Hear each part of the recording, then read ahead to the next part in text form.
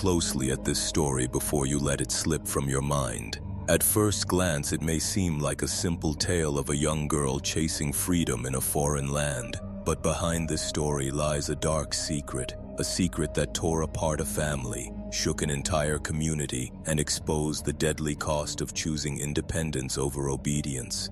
It begins with a single photograph, a kiss, and a cultural clash so powerful that it ended with a teenager buried beneath the soil of Italy. This is not just about love. This is about life, death, and betrayal within the walls of one's own home. Saman Abbas was not an ordinary girl.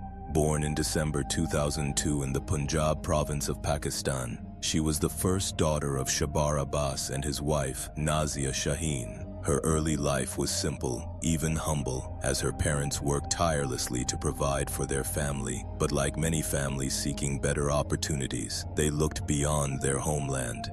In 2016, with the help of relatives already abroad, the Abbas family migrated to Italy, settling in Novellara, a small town in the Emilia-Romagna region. They hoped for a fresh start, a better life, and above all, financial stability. For the first few years, everything seemed ordinary. Shabar found work in watermelon fields, while Nazia stayed home to manage the household. Saman's younger brother attended school, adapting quickly to Italian life. The family lived modestly, renting a home in the countryside. With them came extended relatives, an uncle named Danish and two cousins, Ikram and Noman. Together they formed a tight-knit circle of Pakistanis, holding on to their traditions and culture even as the Italian world outside pulled them in a different direction. But while most of the family clung to their old ways, one member began to change. Saman, the teenage daughter, embraced her new surroundings. At first, it was small steps, removing taskatan, hijab, listening to Western music, dressing like her Italian peers. But these steps, innocent to many, were monumental within the boundaries of her traditional household. To her family, it felt like rebellion. To Saman, it felt like freedom. She was not rejecting her roots, she was simply trying to live on her own terms. Yet in families bound tightly by honor and reputation, even a whisper of independence can be seen as defiance. What ignited the storm was not just Saman's change in lifestyle, it was her heart. She had fallen in love with a young man named Fahad, another Pakistani origin boy who lived in Bologna. Like her, he was raised in Italy, comfortable in the balance between two cultures. Their relationship was natural, but it was also dangerous. Saman knew her family would never accept a romance she chose for herself. Still, she could not resist. For months, she carefully kept her love hidden, meeting Fahad in secret, living in the shadows of fear and hope. Then came the mistake that changed everything. One day, caught in the warmth of her emotions, Saman posted a picture online. In it, she and Fahad shared a kiss, a simple gesture of love, but one that set fire to her family's world. In a matter of hours, whispers spread. Relatives saw it, neighbors saw it, and finally, her father saw it. That single photograph did not just reveal her relationship, it shattered the carefully built wall of silence she had maintained. It was no longer a secret, it was a scandal. The reaction was swift and brutal. To her parents, it was not just about their daughter's behavior, it was about their family's honor. They scolded her, threatened her, and tried to cage her within the four walls of their home. Every hour of her life was now monitored, every move restricted. The girl who once dared to dream of freedom was suddenly a prisoner. But cages never last long when a heart longs to fly. Saman knew that if she stayed, her life would not only be miserable, it might end. In a desperate act of courage, Saman ran away. She found refuge in a nearby NGO, a safe shelter for vulnerable young women. There, for the first time in months, she breathed freely. She shared her fears with social workers, confessing that her family might one day kill her for bringing them shame. These words, chilling as they sound, came not from paranoia, but from lived experience. She knew the mindset of those she had grown up with. She knew the weight of the word honor and how easily it could crush her existence. For months, she stayed in the NGO's care, distanced from her family. No calls, no visits, no forced apologies. But then, something unexpected happened. Her family reached out. They softened their tone, spoke of forgiveness, and promised her freedom. Her father himself assured her that they would let her live life on her own terms, even marry Fahad if she wished. They begged her to return, telling her that the past would be forgotten, that the future would be hers to shape. For any daughter, such words from a parent are hard to ignore. For Saman, they were harder still. Yet, deep inside, she doubted them. She whispered her fears to Fahad, telling him that if she ever went back, it could be the last time he would see her alive. He urged her to stay safe, to trust her instincts, but persuasion is a powerful weapon, and her family wielded it well. Slowly, steadily, they broke her defenses. They convinced her to come home, to spend just a few days under their roof, and then they promised she would be free. Finally, in April 2021, Saman made a choice that would decide her fate. She returned home. Her return seemed peaceful at first. The family treated her with a calmness that almost felt genuine. She stayed, waiting for her documents, believing their words, while Fahad anxiously waited for her calls. For 10 days, nothing unusual happened, but as the days stretched longer, the unease in Fahad's heart grew stronger, and then, suddenly, Saman vanished. After April 30th, she stopped answering calls. She stopped replying to messages. She was gone. And with her silence, the storm that had been building quietly in the shadows was about to explode. The silence began like a whisper but quickly grew into a roar inside Fahad's mind. For days he tried to reach Saman, dialing her number again and again, only to hear the hollow emptiness of unanswered calls. At first he thought she might simply be busy, perhaps still negotiating her way out of her parents' house. But as hours turned into days, the unease clawed deeper into his chest.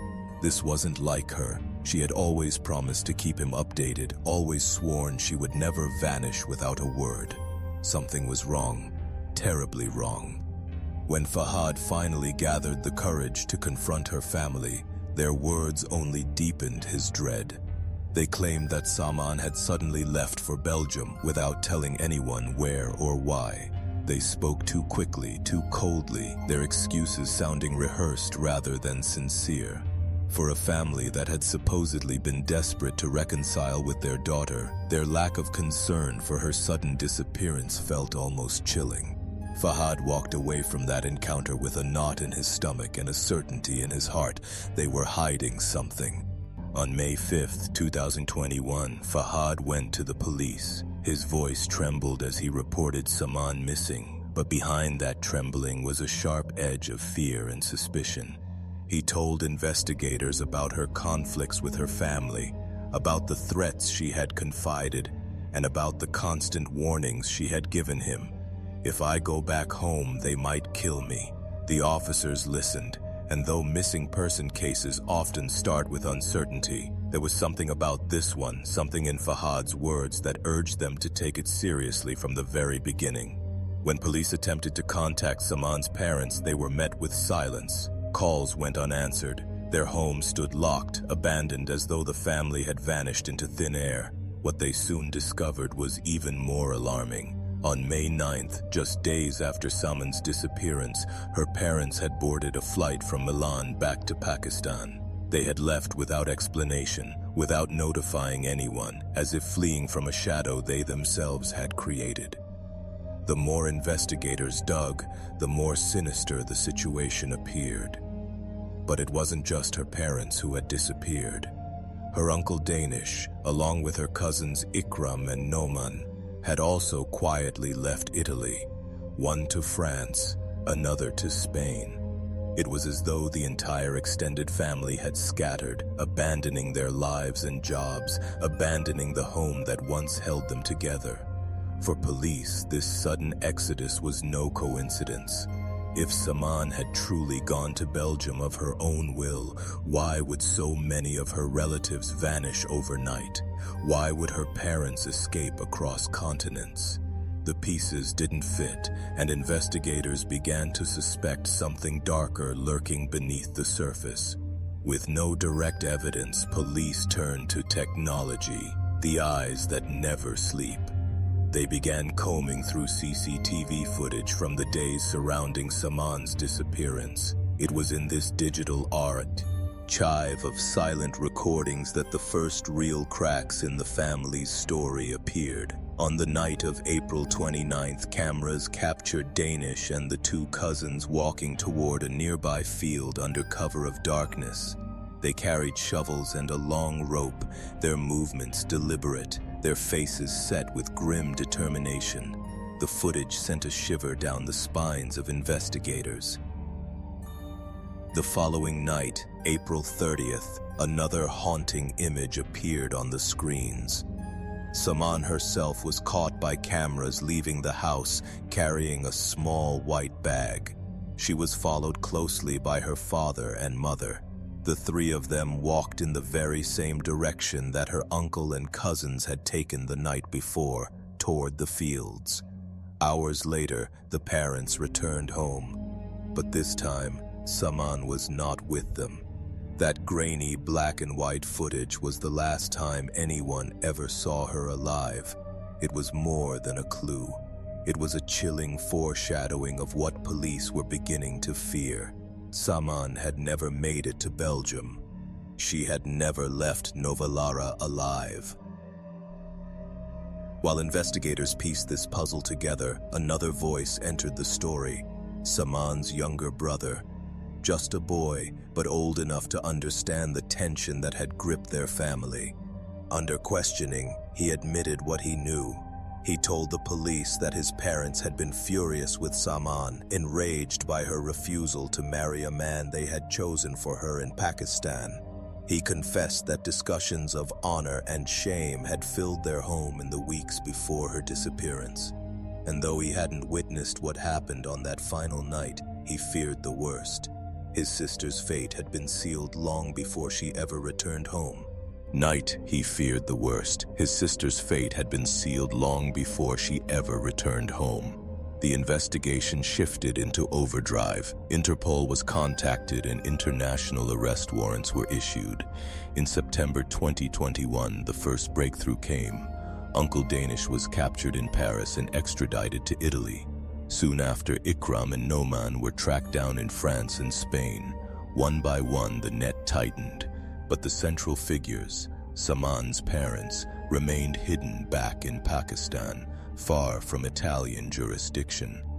Still, the pieces of the story were aligning, and the pressure on the arrested family members began to mount. In the interrogation room, the silence finally broke.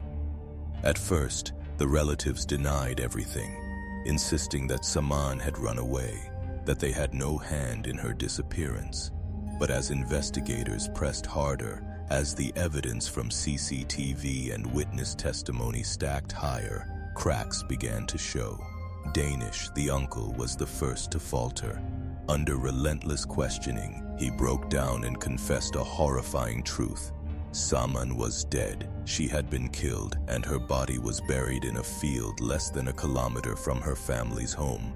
His words shattered the fragile hope that had lingered, that maybe she was alive somewhere waiting to be found. But for police, confession was not enough. They needed proof. They needed her. With Danish's directions, investigators made their way to the field, the same one captured on those night vision cameras. They dug into the earth, their hands heavy with both dread and duty. And then, beneath layers of soil, they uncovered human remains. Clothes still clung to the fragile skeleton, the very same clothes Saman had last been seen wearing. The discovery was both heartbreaking and conclusive. The girl whose eyes once held dreams of freedom now lay silent in the earth, betrayed by those who should have protected her most. The case had transformed from a disappearance into a confirmed murder, but the question remained: who had planned it, who had carried it out, and who would face justice? The answers were still unfolding, and as the police gathered evidence, the world watched in shock. What kind of family buries its own daughter in the name of honor? And what would the courts of Italy decide once the truth was laid bare? The discovery of Saman's remains transformed the investigation into something far larger than a missing person case. It was now a murder trial waiting to happen, and the world was watching. Newspapers across Europe carried her photograph, often that same picture of her kiss, the one that had sparked the storm.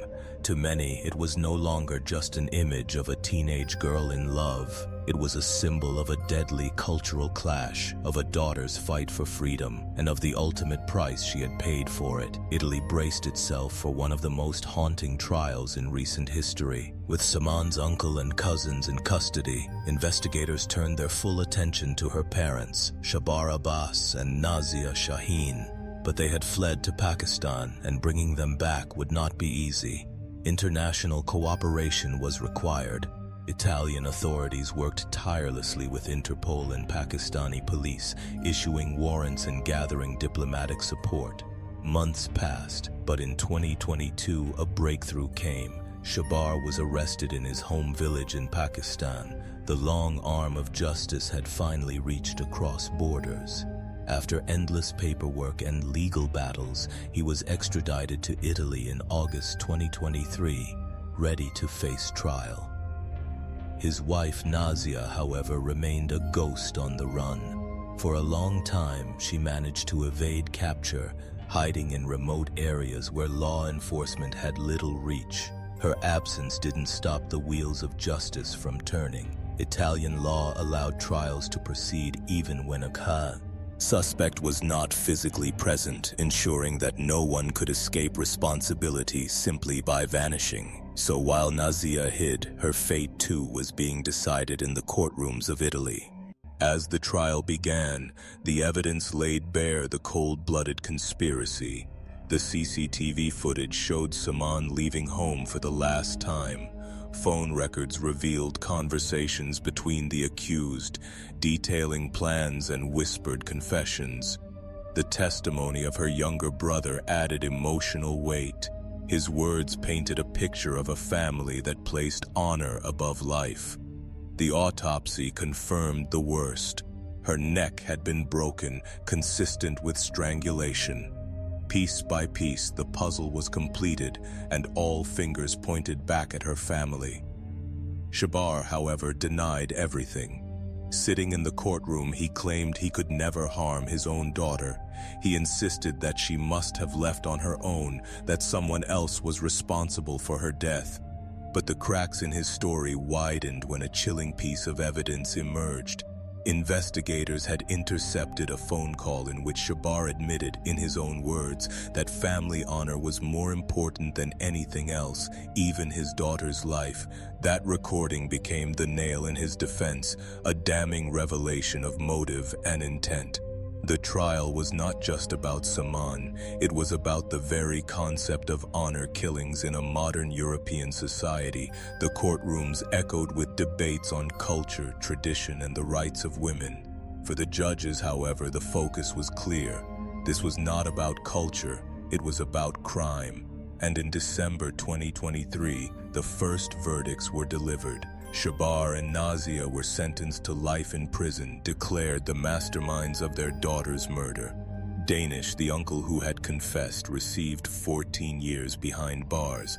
The cousins were initially acquitted due to lack of direct evidence, but the story did not end there. Prosecutors were not satisfied, believing that everyone involved should be held accountable. Appeals were filed, and in April 2025, the higher court delivered its final judgment. The life sentences for Shabar and Nazia were upheld. Danish's punishment was extended to 22 years, reflecting the gravity of his involvement. and the cousins once free were now found guilty and sentenced to life imprisonment as well.